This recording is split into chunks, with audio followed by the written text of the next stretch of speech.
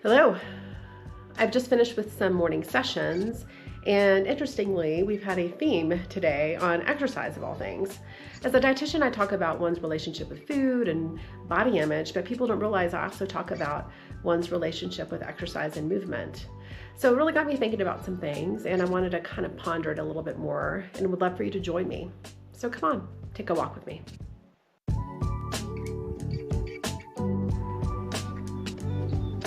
Hello. Okay, I've got some trail systems where I live, and we're going to take Upper Vista Meadow, which has a really cool view that I hope you look forward to seeing as much as I do. But as we walk up the trail, you're going to hear me get out of breath because I am literally going up a hill, and we're above 2,000 above the typical 1 mile that Colorado is already above sea level, so you can get a little breathless while you're here. But while we're going up, I thought I would talk a little bit more about what the themes have been in my sessions. And a couple of main topics is, number one, exercise as the function of weight loss. Another thing is finding the time with exercise and movement. And I thought I'd kind of ponder what people are talking about around those two main topics and kind of make my point as I get to the top. So with exercise, I think one main theme I hear a lot, in particular this morning sessions, was the function of it being for weight loss. And we know exercise and movement is really important for maintaining a healthy weight.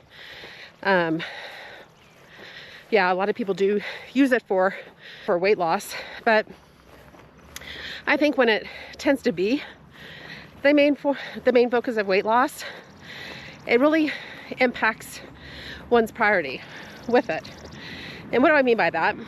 It's that if you don't see rapid weight loss every week, or you don't see consistent weight loss, and weight loss is mainly for, or exercise is mainly for weight loss, then I find that people don't prioritize it or feel that what they're engaging of is enough and they have to do more. So if you think about how much you think you should be exercising for weight loss, people are thinking upwards of 30 minutes or more, let's say.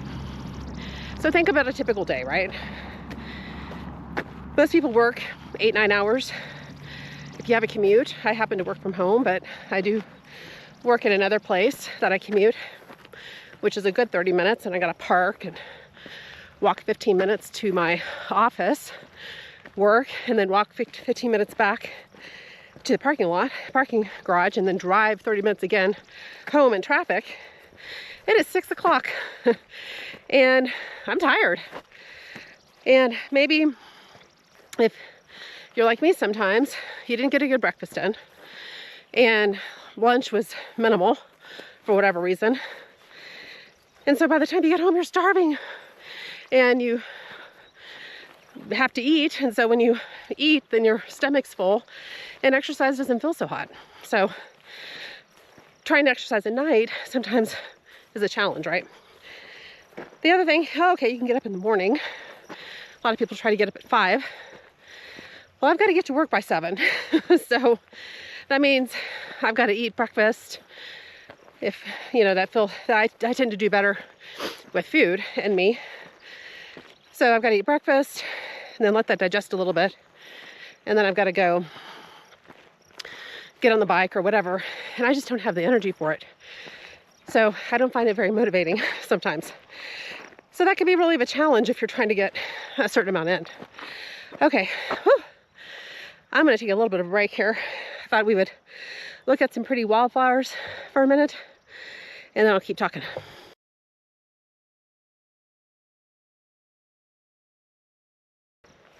Oh, the wildflowers are really blooming right now. A little bit warm, starting as late as I'm doing. And let me add on the temperature outside. So if you don't work out inside at a gym or a bike or whatever, you got to exercise outside.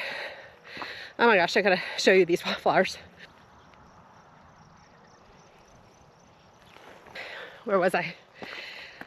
Yeah, temperature. Today's a little bit warmer for me, but I would say right now it's probably 70 degrees.